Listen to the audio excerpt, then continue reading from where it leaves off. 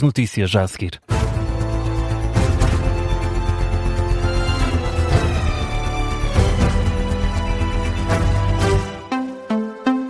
Jornal das 4 com Miguel Cordeiro. Em destaque, o secretário-geral do PS, que recusa que a renúncia do Presidente do Tribunal Constitucional tenha consequências nos acordos feitos entre os partidos para a nomeação de novos elementos no Palácio Raton.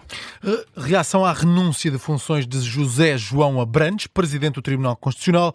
José Luís Carneiro, líder do Partido Socialista, não se quis alongar sobre este assunto, mas foi claro. Não terá quaisquer efeitos naquilo que é um diálogo interparlamentar que tem vindo a ocorrer e que deve ocorrer em sede parlamentar.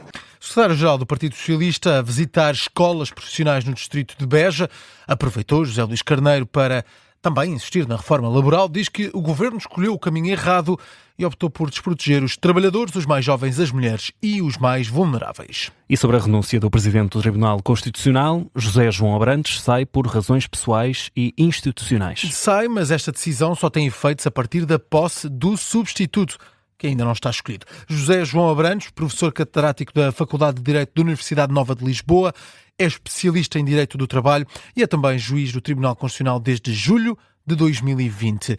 Foi eleito para Presidente do Tribunal Constitucional em 2023, no dia 26 de abril. Nas últimas semanas antecipava-se esta decisão e é o próprio José João Abrantes a avançar que a decisão foi tomada há algum tempo e que tem por base exclusivamente razões pessoais e institucionais. Neste comunicado, o Presidente do Tribunal Constitucional adianta também que não renunciou mais cedo porque não teria sido responsável de desencadear a eleição de um novo Presidente com 4 juízes que estariam de saída. José João Abrantes diz que renuncia no momento que considera ser o mais adequado à melhor defesa dos interesses do Tribunal.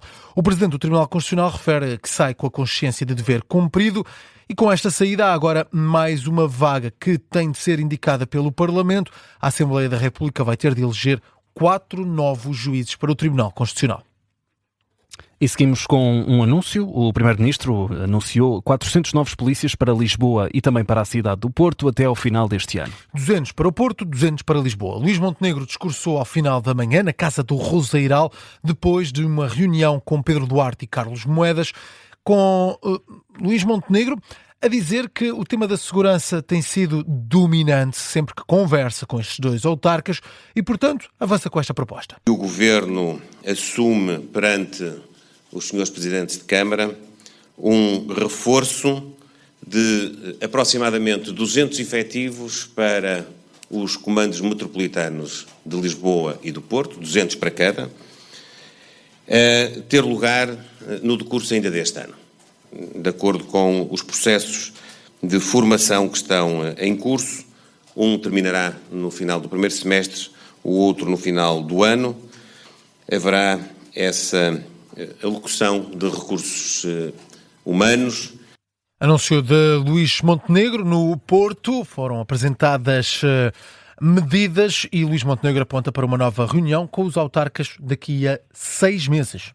Em reação, o Sindicato Nacional de Oficiais de Polícia elogia a intenção do Governo, mas tem dúvidas sobre o sucesso desta medida. Bruno Pereira, o presidente deste sindicato, deixa a pergunta. Nós vemos naturalmente como muito positivo. A questão é que tem que se perceber de onde é que vêm esses 400 polícias. Desde logo porque não virão certamente do curso de formação de agentes, quer o que vai ir a sair agora, quer o que entretanto será a formar para o ano que vem, ou ainda durante o presente ano, já que ambos ficam aquém daquilo que são as vagas inicialmente previstas. Tudo aquilo que seja a libertação de recursos, permitir-nos-á e reforçar e robustecer aquilo que são estruturas que a vários níveis têm sido pauperadas ao longo de anos.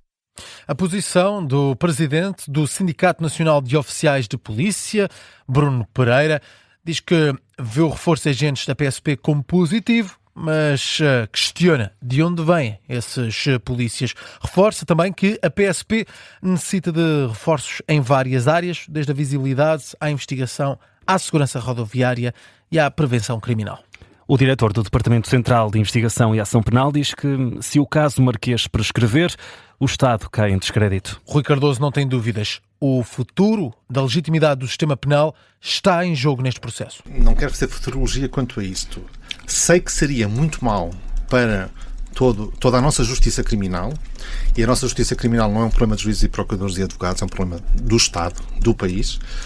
sei que ficaria numa situação de descrédito total perante a população, numa situação de falta de legitimidade para o futuro. Eu acho que é dever do Estado de tudo fazer para que, neste caso e noutros, consiga haver, em tempo útil, uma decisão de mérito. Aqui na Rádio Observador, no programa Justiça Cega, o diretor do Departamento Central de Investigação e Ação Penal alerta que já se estão a verificar, por todo o país, episódios de tentativas de imitação da estratégia do advogado Pedro de Lille, a renúncia de abandono das defesas. Estamos a falar dessa estratégia. Rui Cardoso desafia, por isso, a Ordem dos Advogados a tomar decisões disciplinares. Rui Cardoso, que falou também da Operação Influencer, para dizer que o estatuto suspeito do ex-primeiro-ministro, António Costa, não mudou. Um processo que levou António Costa a pedir admissão por suspeitas relacionadas com o Centro de Dados em Sines, um processo em que António Costa não foi constituído arguido. Entrevistado no programa Justiça Cega, Rui Cardoso explica que o processo ainda não esgotou todas as diligências de prova. Naturalmente não vou dizer se há indícios ou não há indícios. Aquilo que eu posso dizer é que, e digo, é que se já estivessem esgotadas todas as diligências possíveis de recolha de prova, uma decisão seria tomada ou de imediato arquivamento se não existissem indícios, ou se existissem indícios suficientes, seria necessário então constituir essa pessoa ou outra pessoa qualquer como arguido, interrogá-la para que pudesse haver acusação. Se o inquérito ainda está pendente é porque não foram esgotadas todas as diligências, tudo aquilo que é possível fazer para devidamente esclarecer o que está a ser investigado. Portanto, António Costa continua a ser suspeito ao dia de hoje. O estatuto não mudou. O Procurador-Geral Adjunto no programa Justiça Cega já está disponível em podcast. 4h07, Miguel Cordeiro. Que outras notícias estão em destaque a esta hora? No Algarve estão proibidos os banhos nas praias do Inatel e dos pescadores em Albufeira devido a uma descarga de águas residuais. A descarga no mar foi provocada por uma ruptura numa conduta e em comunicado a Câmara Municipal de Albufeira explica que a interdição foi determinada pela Agência Portuguesa do Ambiente. O município assegura que a empresa Águas do Algarve já concluiu os trabalhos de reparação da conduta afetada e afirma que desde domingo que as águas residuais já não estão a ser descarregadas no mar. Florentino Pérez, presidente do Real Madrid, convocou uma conferência de imprensa para daqui a pouco, às 5 da tarde. Vai falar aos jornalistas depois de uma reunião do Conselho de Administração dos Merengues. Florentino Pérez vai falar pela primeira vez, depois de várias polémicas nas últimas semanas, a envolver jogadores do plantel. Além disso, os adeptos do Real Madrid estão descontentes. Depois de uma época sem conquistar qualquer troféu, há uma decisão por anunciar sobre o próximo treinador do Real Madrid e, portanto, daqui a 52 minutos está agendada uma conferência de imprensa de Florentino Pérez, presidente do Real Madrid. Para fechar esta edição das 4, ao longo das últimas semanas, o Observador tem revelado toda a história da investigação a um dos crimes mais mediáticos e brutais dos últimos anos. O Podcast Plus, Os Fecheiros do caso Carlos Castro, está agora a chegar ao fim. Infelizmente, que eu sou fã. Só me falta este último episódio, que já está disponível e conta a forma como Renato Seabra foi julgado em outubro de 2012 pelo homicídio de Carlos Castro. Vamos escutar um pouco deste último episódio. A sala está cheia. A mãe de Renato Seabra está presente. As irmãs de Carlos Castro também. Há dezenas de jornalistas americanos e portugueses. Rodrigo Freixo é um deles. O Renato estava apático. Ele parecia que não estava lá. Não estava lá, não estava lá. Ele era outra pessoa, era um estranho naquela sala. Parecia que estava a viver noutro mundo. Renato Seabra fez 23 anos há menos de um mês. Passou o último ano e meio preso na cadeia de Rikers Island, de onde foi trazido esta manhã sob forte aparato policial. Ao longo deste período, tem sido observado e analisado por peritos, psiquiatras e psicólogos, contratados pela defesa ou pela acusação. Agora, chegou finalmente a hora de ouvir a argumentação de cada uma das partes.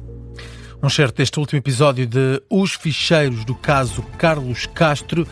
É uma série narrada pela atriz Joana Santos, tem música original do pianista Júlio Rezende. E neste momento já pode ouvir todos os episódios no site Observador, nas plataformas de podcast e também no YouTube. Fica por aqui a edição das 4 com o Miguel Cordeiro.